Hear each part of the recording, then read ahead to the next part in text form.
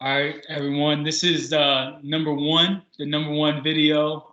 So I've been wanting to sort of get out here and do some videos for everyone, and I'm sitting here with a friend of mine named Ryan Young. We went to college together, and he's embarked on this, I guess, new program, new journey, new lifestyle, and it's called the Flexitarian lifestyle. And I Right. remember in college, Ryan, actually, we were in the cafeteria, and you put me on to I guess, the bagel and the peanut butter and the honey, just as a, Yeah. something that could, keep me having a lot of energy during the Right.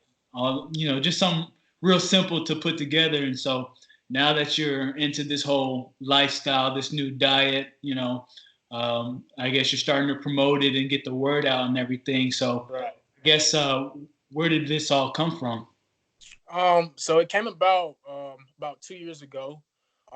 Like when we were at Milligan, and I was going through my last season of baseball, and I had ulnar neuritis in my throwing arm, and it just caused like a lot of inflammation. And so I was looking at this documentary, and it basically told me that the vegan diet, mainly all plant based and like no dairy, it had a lot of benefits for athletes, and particularly like it cut out inflammation. So that was something that I was like, okay, I'm gonna hop on that because my arm had a lot of swelling in it, and so I started practicing that diet, and I got amazing benefits from it. Like I dropped weight, the swelling did go down, but it was just too late for me to recover. Like I just needed more rehab for my arm, but it did most definitely get the inflammation out of there.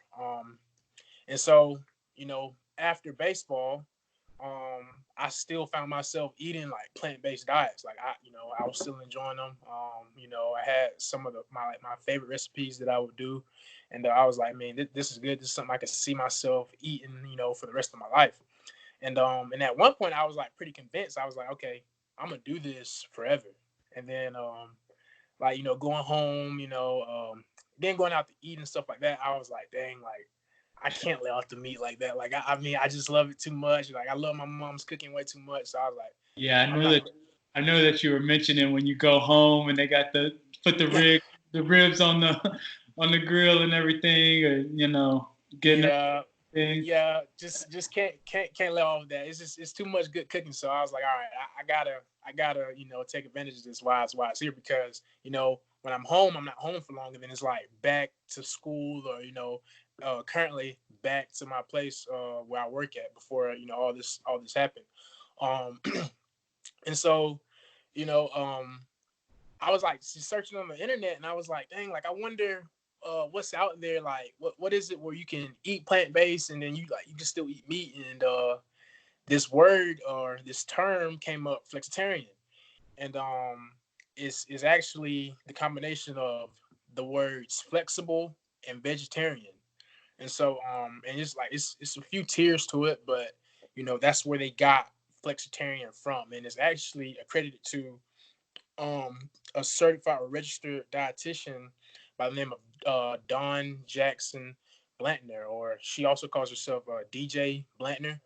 Um, and I believe she came up with it in 2009, so it's actually been out for a while.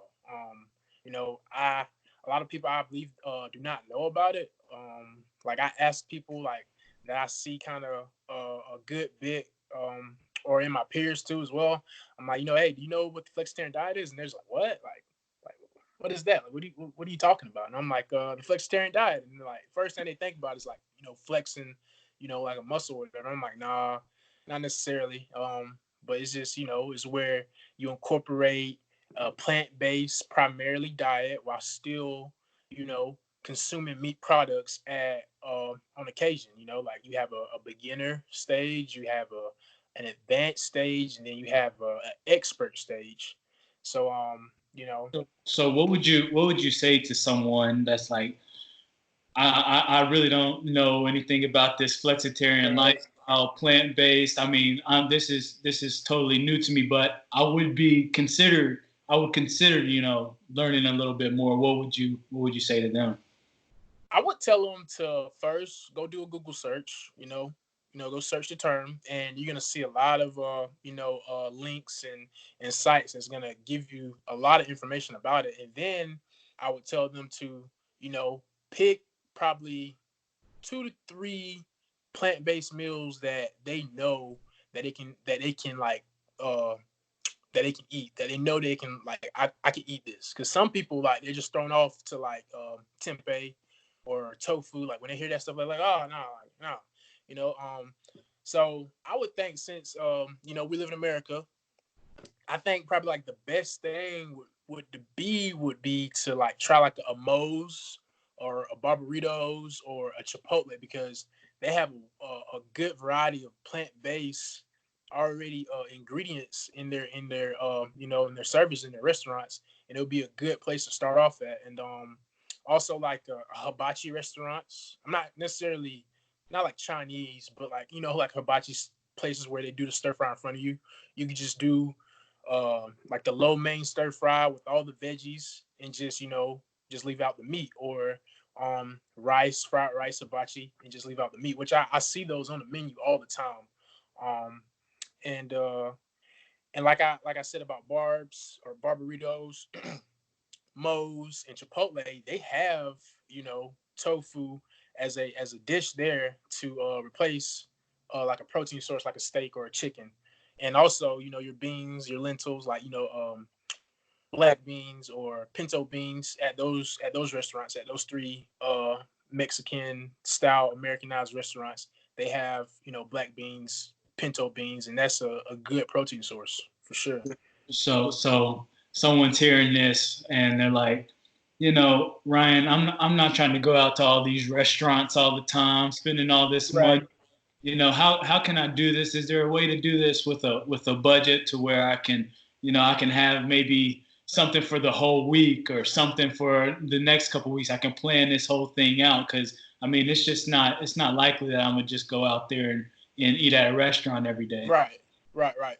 Well, again, I have to go back to Milligan, because when I was sitting there in the calf, and like they have like the dispensers where the paper napkins are at, and it's like it says eating a plant-based diet is not only good for your health, but it helps you save money. And I was like, okay, dang, like I need to save money, like like I have a little money, but I need to save some money, because I'm a college kid, I'm struggling. So I went to Walmart, and I started buying black beans. I started buying pinto beans, and really just all types of beans. Like if it was just Great Northern beans, uh, like lima beans, just any type of beans that was on that aisle, like I was just grabbing them. You know what I'm saying? Like, because they're like 59 cents a can. So it was like, they had a deal for it. So the first time around, like I'll basically go get a can of black beans, and I'll go get like some like 3 green veggies that relatively cheap. They're not really expensive if you don't get the organic.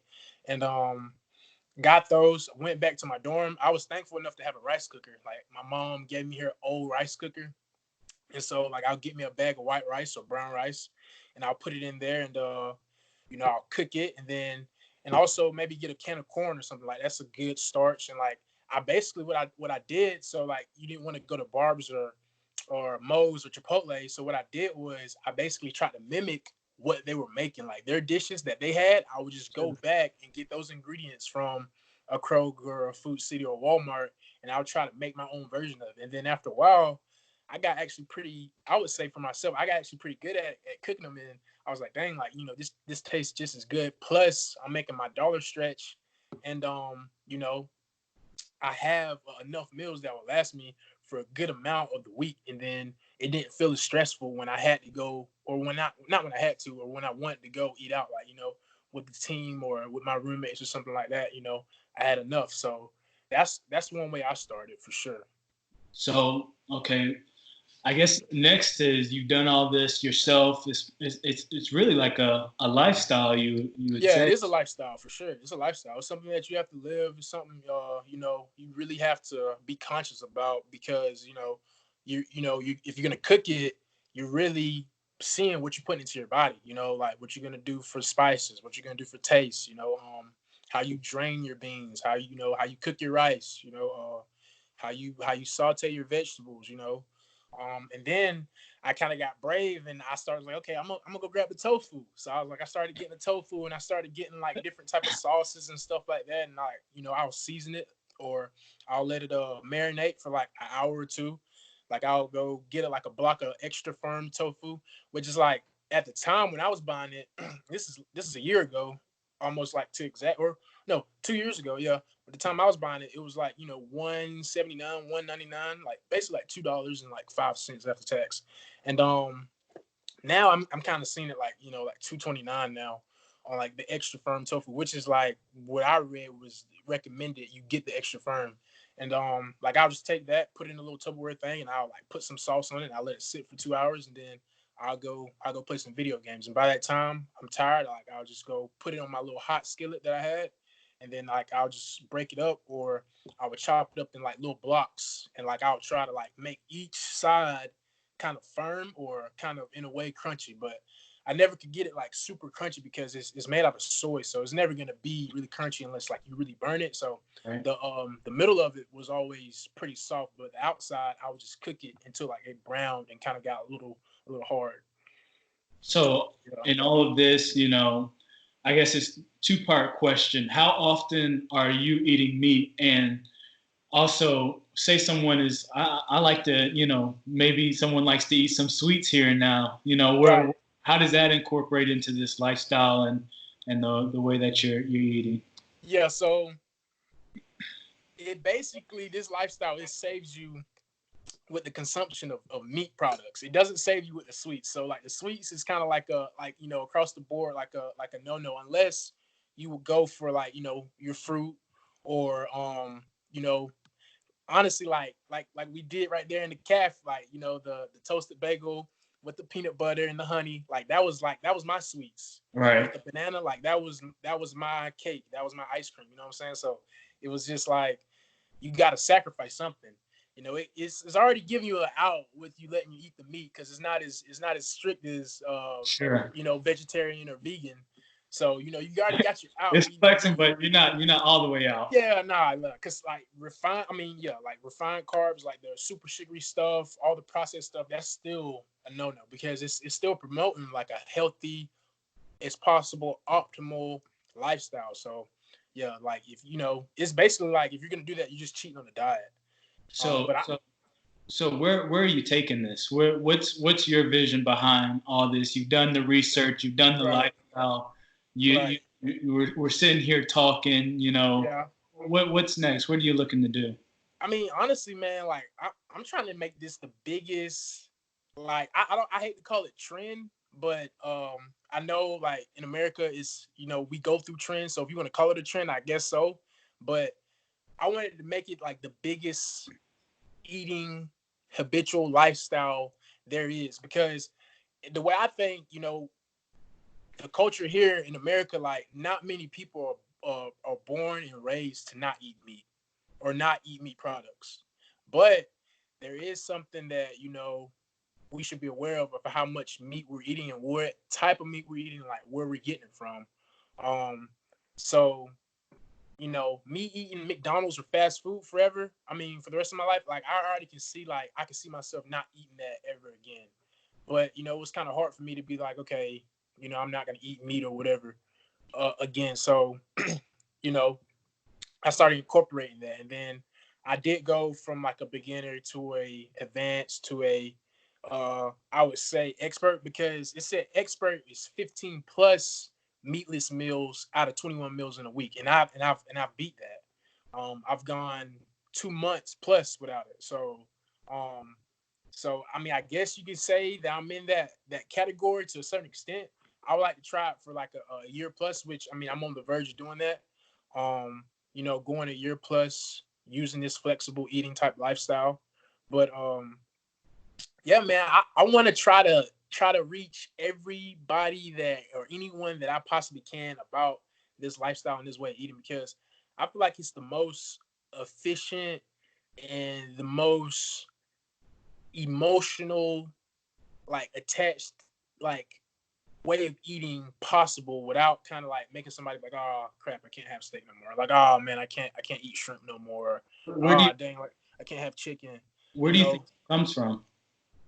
Um, like the emotional attachment to like food. Um, well, for me, I've always been told like, oh, you got to eat your beef, oh, you got to eat your chicken, oh, you got to eat your your seafood or your fish or whatever for for your gains. Like if you're working out, like as an athlete, that was something that I always was basically registered, especially like when I was young. Like you got to eat your beef, you got to eat your steak, like you got to eat your chicken. Like if you want to get big, you want to get strong, you have to eat that. And I mean, I feel like it is effective for sure, but it's just not that's not the only thing that you have to eat. And I just know like long term is just better on your body because as you get older, because that's the whole point is just longevity, adding years to your life, not taking years off your life. So eventually, I'm not an athlete no more. Well, take that back. I always consider myself an athlete, because I still do athletic type things, but I'm not competitive playing a sport no more. So it's like as I get older, I'm not gonna be able to consume all of that type of like just red meat and chicken and just all that type of stuff like that. So I'm gonna have to lay back and probably dive into more veggies, like plant-based meals, whole grain meals, stuff like that. Versus I'm always gonna grab a steak, or I'm always gonna just go get this chicken or something like that. I mean, if you're lucky enough to have a farm and you got your own cows, you got your chicken, you're pretty much ahead of the game. Like that's I would love to have something like that where I had a few cows and I know what they're fed and had a few chickens, I know what they're getting, and I just know like the whole process of what's been going on or what's being done with these animals, and like I'm getting that source of meat and protein. I feel like that's ideally. So if you got that type of resources, then you're for sure ahead of the game. But yeah, like I really would like to see more people try it because it could be for someone who maybe needs to be at a point where it's like, you know, um, you Yeah, can't really have meat. who exactly do you think this would most benefit? I think like people who have certain like heart diseases or uh people with like type 2 diabetes or just people that just kind of obese in their own sense, because I know there are different like charts that says like this is what they consider as obese. Anyone that's like really looking to lose weight quickly, I feel like this is a way to go about it while still being able to eat meat, because it's just this is the point period. Like you can't have fried foods in your diet if you're trying to reach optimal health and lose weight. Like you just can't have fried food. So fried foods, fast food, is like I'm already Xing it out of the equation. Like I'm not even thinking that as something that you're gonna put into it. But like for someone consuming like a good medium rare steak is seasoned and it got all the fixing with it, all the fixings with it. Like I feel like people want that. I mean, I want it. I crave it. Like I grew up on those things. I love that. So it's just something that I don't see myself not eating. So, you know, that's why I guess I see the emotional attachment with it, just like with family, because I know when I was going home and I was telling myself like, hey, I'm going vegan now. Like people are like, whoa, like what's what's going on? Like you're not eating? Like what's Don't up? bring that to Thanksgiving. Yeah, like no, like all right, you got to get out of here. Like, all right, you doing that because it's in a way it kind of felt disrespectful because like they're putting all this time into making this food and it's good though. Like I'm not saying it's not good, it's good, it tastes good, but it's not good for you in that sense. So, but they're putting all that that love into cooking that food. So, you know, it's like dang, like I can't just not say like I'm not gonna eat this after they've been up cooking this food. So it's like okay, I'm gonna go eat this food. So it, and I guess like well, yeah, that's where the emotion comes from because like you see them and like the people that are preparing this food, they're doing it for a reaction out of you. Like all of them that are making that food, they're looking for that man. Like damn, like that sure was good. Like like that. I really love that. Like that was like that's really good to me. So like they're looking for that reaction. It makes them feel good. It makes them feel like that they really did something and you made them happy off of food. So like that's why I feel like it comes from And that's why I feel like it's tough for people to not, consuming that, eating the meat, because it's just, it's loved ones who are usually making that food, and it's just like, dang, like I would hate for them to feel, a certain way about it. So No, I think that's a really sort of important distinction to have, is saying this is this is how I'm trying to operate as far as my own health, my own diet, but still being aware of the people around you, and wanting to be able to still be social right, with food, because food is so social. yeah, it And is, it is. so I know that you're putting together a program for all this, and you're beginning to market it all. And I Mhm. just want to say, I'm glad we got to do this, and Right, talk about all this. And I'll let you sort of tell them where they can find all your information and everything, and right. we can go from there. Well, I don't have the website up as of right now. It's up and going. I'm in the process of finishing it. But for the Instagram handle, you can go to underscore the real flexitarian. Um, and if you ever want to email me or anything about like talking about it, I also have my email at therealflexitarian@gmail.com, or you can go to the Instagram page and you can DM me. We can talk about it. And then my Facebook is just plain like Ron Young. But as soon as you get there, you're gonna see on my I forgot what it's called, but it's gonna say the real flexitarian lifestyle and fitness. So like that's in my bio. Like right there is like talking about health and good relationships with food, and go follow my Instagram at underscore the real flexitarian. So yeah, those are the three quickest ways to reach me. And also I do have a YouTube channel, but I haven't uploaded anything yet. And it's also called The Real Flexitarian. And the whole part with The Real Flexitarian was just all the other names that I was thinking about coming up with already taken. So I was like, okay, I'm just gonna put The Real Flexitarian. It's not that I created it, or it's not that I came up with this and it's like, oh, like this is my idea. Like, no, you know, I just found, likeness in what Miss Blantner, created in 2009. And I was like, dang, like I really like this, and I'm gonna run with it, and I'm gonna make it a part of my lifestyle. And this is something I can see myself doing forever. Like seriously, I can see myself doing this type of lifestyle forever. Well, just the benefits that you were describing, as far as your arm, and just being able to, I guess, keep in athletic shape, or even if you're not in an athletic shape, trying to get to that point. All those sort of benefits. It is something that I feel like, if you were to implement it and see those results, it'll be Right, something you want to keep for right, forever. right, So, right. yeah, Because man. I most definitely felt lighter. Like, I mean, I remember we had to do the 1.2 mile during conditioning for baseball my last year, and like I was ahead of the pack, man. Like I'm an outfielder, and like I'm ahead of our middle infielders, and like the only guy that was with me was the center fielder. I mean, he's a pretty fast guy, and I outweighed him by like 20 pounds, but like me and him are neck and neck, you know what I'm saying? And then there was most of the times that I was winning, So I was like, dang, like this thing really works, like I'm not as winded, I'm not as fatigued, like my recovery felt better.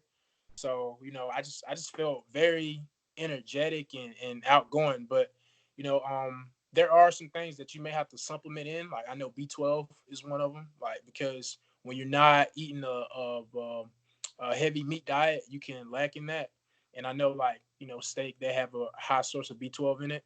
So, but I mean, it's supplementations for that, and plus you can still get it by still eating your meat. But if I've saw like sources where they've said that you should still on top of eating meat maybe supplement B12 in, like it's just one tablet a day. And omega 3 fatty acids, stuff like that, like you get that through like peanuts and different types of like chia seeds and flax seeds and stuff like that. um and yeah, and almonds, stuff like that. So It's ways around it. If it's well prepared and thought out, it's most definitely you'll be running like a machine, man. Like you'll be running like a machine for sure. Yeah.